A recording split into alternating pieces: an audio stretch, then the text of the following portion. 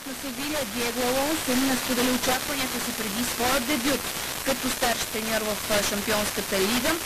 Развълнуван съм и се връщам към моментите ми, когато като футболист на Валенсия играх финал на турнира. Наясно сме срещу какъв съперник се изправяме и знаем обаче и нашата сила. Подготвяме се да изиграем отличен двубой, като ще трябва да се потрудим здраво във всичките 90 минути. Вярвам, че имаме какво да покажем срещу Арсенал. Излизаме срещу съперник, който допреди 2 дни беше лидер в английската висша лига, но имаме своите шансове срещу Арсенал, добавя уругвайски треньор Алонсо. Тотнъм пък победи с 2-0 Фулъм като домакин в дербито на Лондон от 9-ти кръг на Висшата лига пред 62 850 зрители.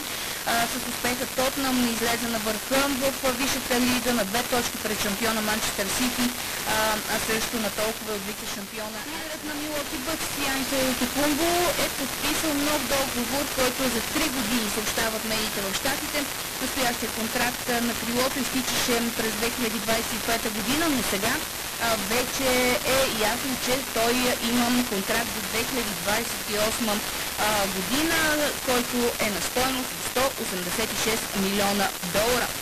Монреал победи Бъфало с 3-1 в Националната хокейна лига на Щатите и Канада тази нощ, като това беше първа победа за канадците като гост през тази кампания и те са на 4-то място в източната конференция. А шампиона в WBC Тайсън Фюри заяви, че е готов да подпише договор за още 10 мача. До момента Фюри е с 33 победи и нито една загуба.